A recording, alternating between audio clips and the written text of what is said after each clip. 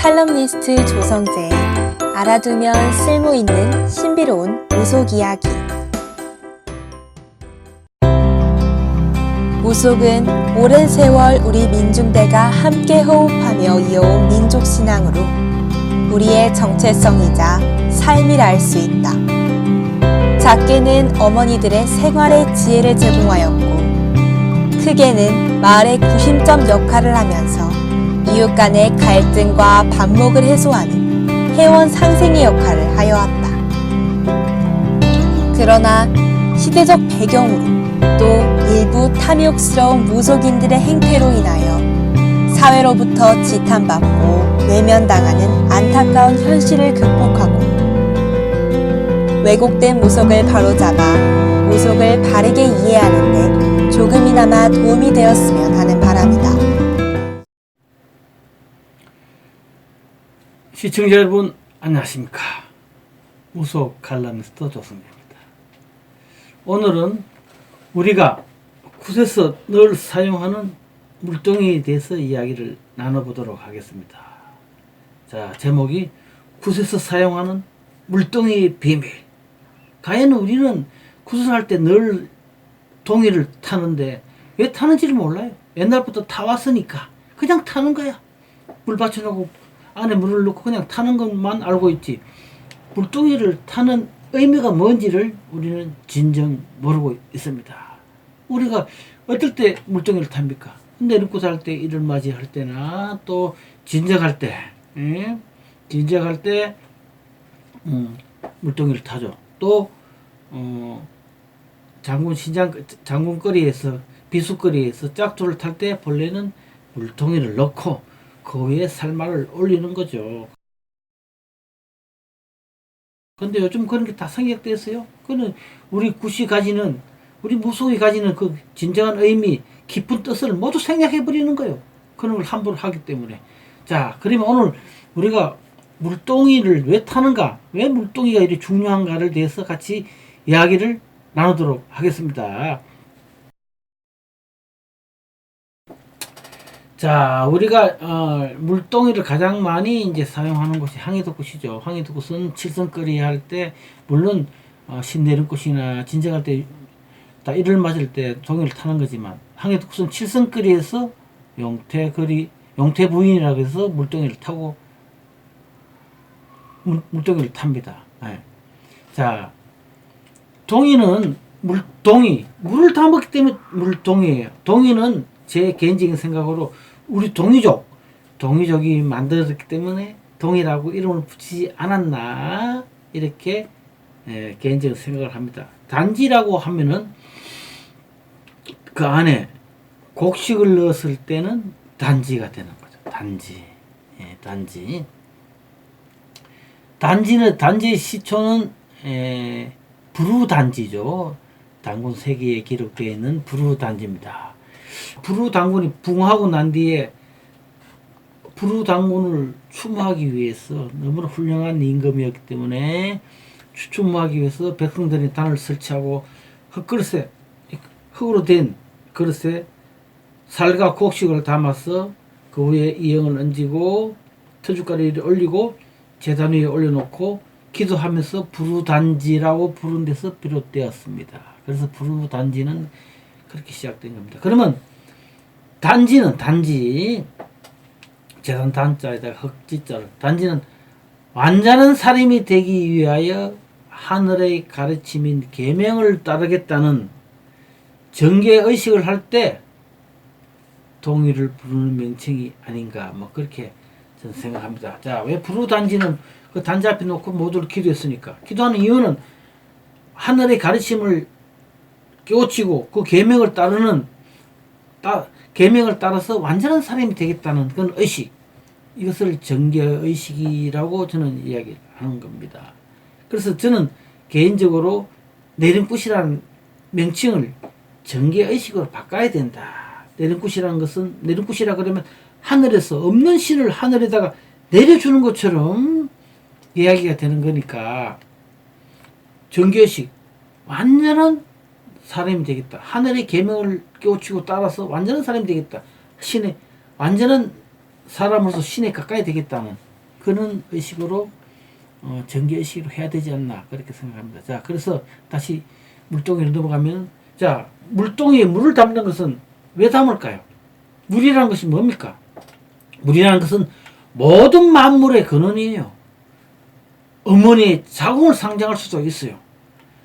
저 멀리 메소포타미아 서사시는 물을, 고귀한 시를 물로 비교하게 돼요. 고귀한 시, 깨우친 자의 시, 정령의 시, 이 시를 담수에 물로 비교하기도 합니다.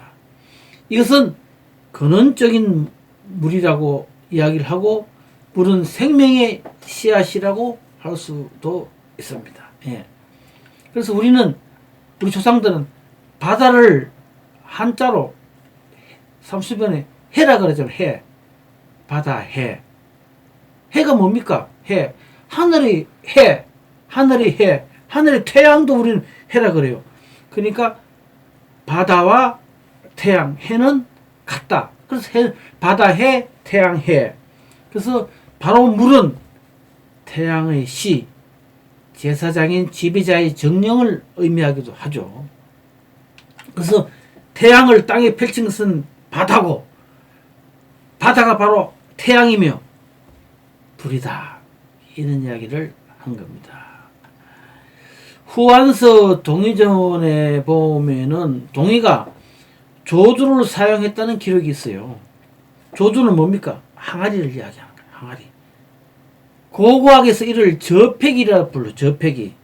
저패기를 부르면 조개들을 넣어 두었다. 이렇게 이야기하는데, 조개는 여성과 정령을 의미하기도 하죠. 우리 흔히 여성들을 조개라고 이렇게 비유하기도 하죠. 근데 여기서 조자는 한자를 보면 얼음빙자에다가 차자예요. 차자. 얼음빙에 차자로 구성되어 있는 게 조자예요.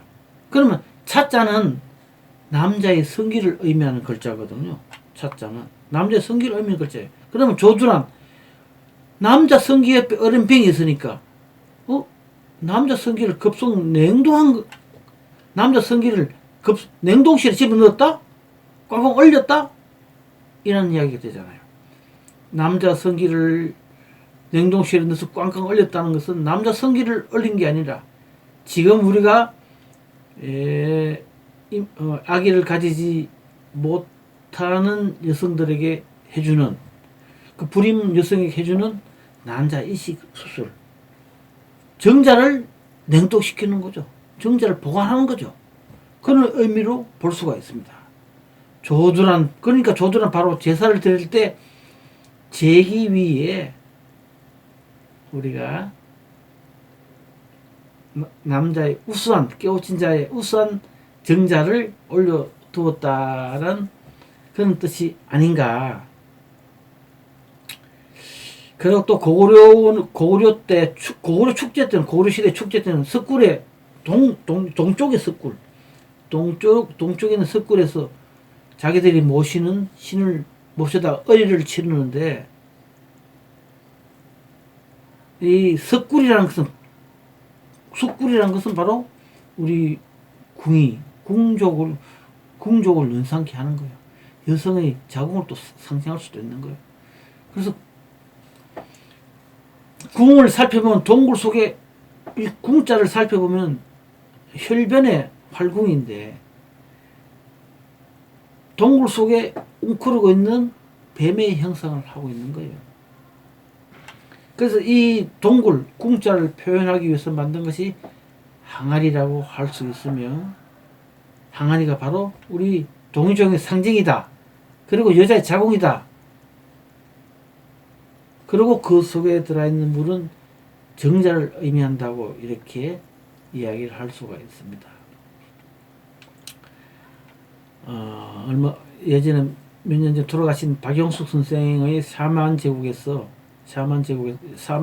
책을 보면 수신은 수컷이라고 그랬죠. 즉 웅이라는 의미로 샤만, 즉 그 시대의 지배자의 종자를 의미한다고 이야기했어요. 그리고 샤만들의 종자를 구분하기 위해서 정령이라고 불렀다. 깨달 정자 영영자 불렀다. 그 정은 정충이고 영은 깨달은 자 또는 해탈한 자의 정신이라고 하였습니다. 우리 동굴이나 지하신전에서 거행되는 비밀의식, 훌륭한 신녀의 몸을 빌려 하늘 속에 몸을 담아 두었다가 재생산하는 거 있잖아요. 우리가 외국 영화 인디안 존스나 무슨 외국 영화를 보면 꼭 또 악마의 영화를 보면 그 악마가 깨어나기 위해서, 그 전령이 깨어나기 위해서 꼭 특정 여자를 데려다가 동굴에서 묶어놓고 제사를 지내잖아요. 그것은 바로 훌륭한 신녀의 몸을 빌려서 우리가 다시 재생산되는 것을 간접적으로 이야기한 것이 아닌가 그런 생각을 합니다. 그래서 이 의식을 주관하는 전문가가 바로 우리가 이야기하는 삼신할머니, 삼신할머니는 산신할머니로 통하고 이렇게 우수한 정자를 우리 신녀의 몸에서 태어난 아기를 서자라고 우리는 이야기한다고 알 수 있습니다. 그럼 그때 벌써 우리 신녀들, 무당들은 DNA 유전자 개념을 알았다? 그렇게 이야기할 수도 있어요. 지속적으로 뛰어난 유전자를 뛰어난 사람들의 계속 탄생시키기 위해서 뛰어난 사람들이 우리를 계속 이끌어주기를 바라는 의미에서 뛰어난 사람들의 유전자를 냉동 저장해놨다가 신녀의 몸에 심었던 것이 아닌가.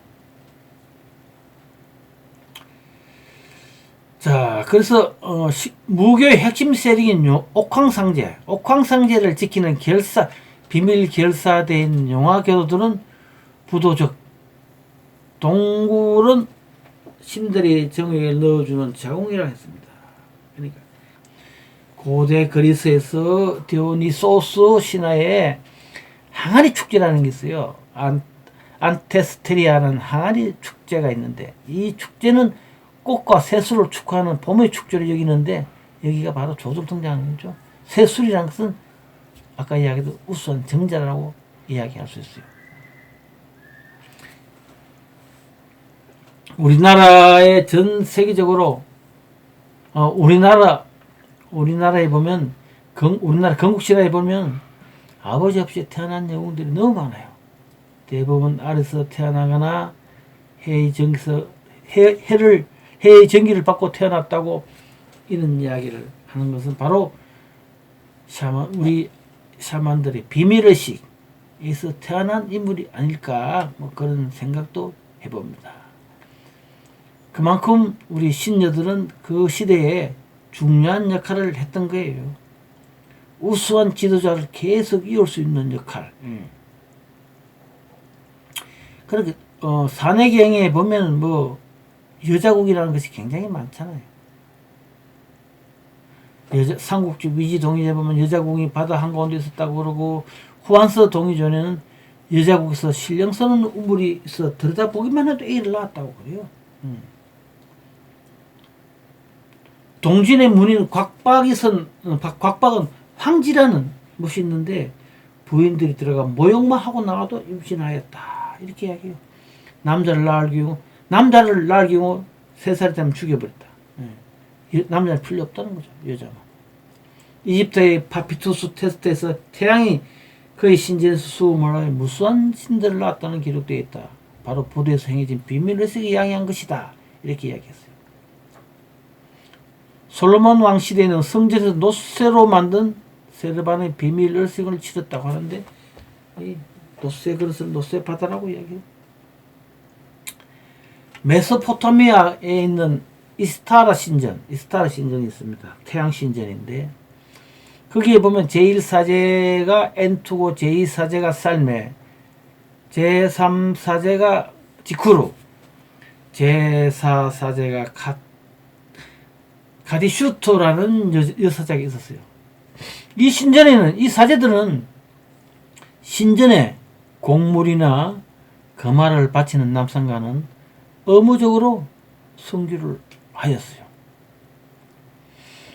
이 성교 섹스는 바로 이 신전에서 펼쳐지는 성스러운 비밀의식이라고 그랬다. 성스러운 비밀의식. 이 비밀의식은 신비스러운 혼인으로 여겼으며 이때 태어난 아이들은 아멜류라고 불렀어요. 이 아멜류라는 바로 서자라는 말이에요. 서자. 왜 서자? 서자만 성스러운 결혼에서 태어난 인물이라는 뜻에서 우리 서자 출신으로서 수메르의 길가메시와 우리의 한웅 천왕이 바로 서자가 있잖아요. 서자 한웅은 이렇게 이야기하잖아요. 제가 바로 이 글을 쓰게 된 이유는 서자 한웅은이란 말 때문에 쓴 거예요. 왜 서자? 우리가 서자라 그러면은 첩의 자식이나 첩의 자식을 서자라고 이야기하잖아요. 근데 그럼 우리 한웅 천왕께서 첩의 자식이냐? 그런 의문에서 제가 공부를 하다 보니까 이 글을 쓰게 된 겁니다. 바로 우리 한웅 천왕이 우수한 유전자를 받은 우수한 영웅의 유전자를 신녀를 통해서 이어받아 태어난 인물이다. 그래서 굉장히 DNA가 우수한 사람이다. 그러니까 한웅 천왕이죠. 그래서 서자들은 이스타라 신전에서 서자들은 어머니 이름을 따른다 그랬잖아요. 우리도 고대 시대에는 아버지가 누군지 필요 없었어요. 다 어머니 이름을 따랐어요. 아버지는 중요하지 않아.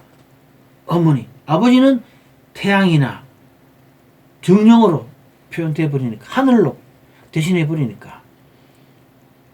그 서자들은 어머니 이름을 따르며 이 아멜루라는, 즉 다시 서자라는 이 아이들은 바로 사제나 전사 계급에 편입되는 거예요. 그 당시에 사제나 전사 계급은 전사 계급은 굉장한 지도층이었죠.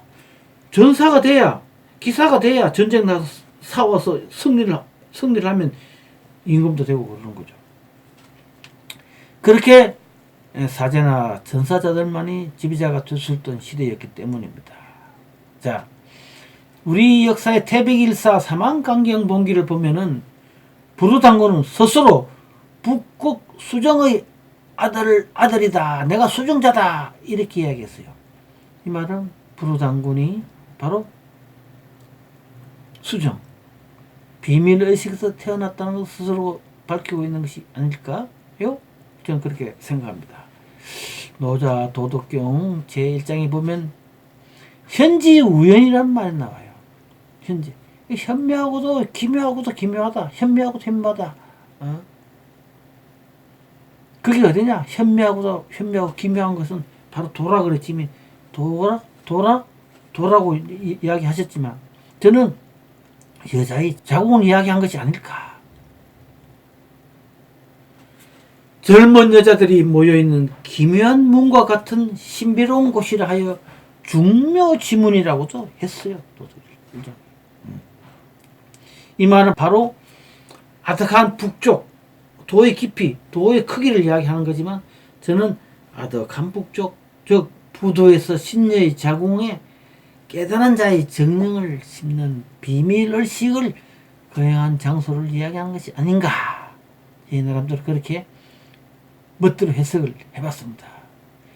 그렇다면 구슬을 할 때 물동이를 타는 것은 우리가 동이족이니까 동이족을, 그 속에 있는 물은 그 시대의 제사장인 한인 천재나 한웅 천왕이나 나아가서 당군왕금의 씨앗인 정령을 나타내는 것이라고 할 수가 있죠.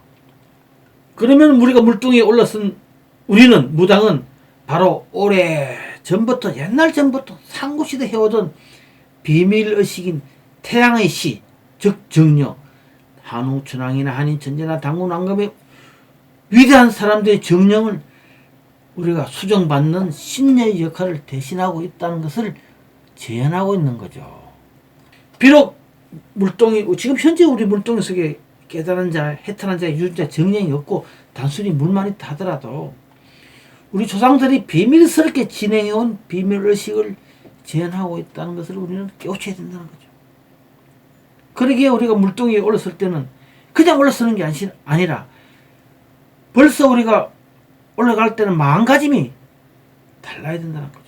옛날 상고시대에 우리 신녀들이 우리 민족의 우수성을 계속 이어가기 위해서 우수한 정령을 받아서 내 몸에 받아서 다시 탄생시키는 굉장히 소중한 역할을 우리가 하고 있었다는 그런 마음가짐을 가지고 올라가야 되고 물동이를 타야 되고 물동이를 타는 이유를 알아야 됩니다. 우리가 물동이를 탈 때 그 안에 뭐 넣습니까? 과일 3가지를 넣든지 밤대추 같은 이런 걸 다 넣잖아요. 그게 바로 정령을 대신하는 것이다. 씨다, 씨. 그 안에 다 씨가 있잖아요. 밤도 씨가 있고 대추도 씨가 있고 사과도 씨가 있고 그 씨, 정자를 넣는 의식이다. 그러니까 우리가 물동이를 타는 의식은 굉장히 성스러운 성스러운 의식이고 예전부터 오래된 상고시대부터 내려오던 우리 민족의 비밀 의식이다는 것을 우리가 알고 물동이 탈 때 망가짐만은 사뭇 다른 곳 하는 것 다르게 정결하고 깨끗한 마음으로 정성스럽게 물동이를 타야 될 것 같습니다. 자, 물동이를 타는 의미에 대해서 함께 이야기를 나눠봤습니다. 다음 시간에 또 뵙겠습니다. 참 구독 신청 꼭 좀 부탁드리겠습니다.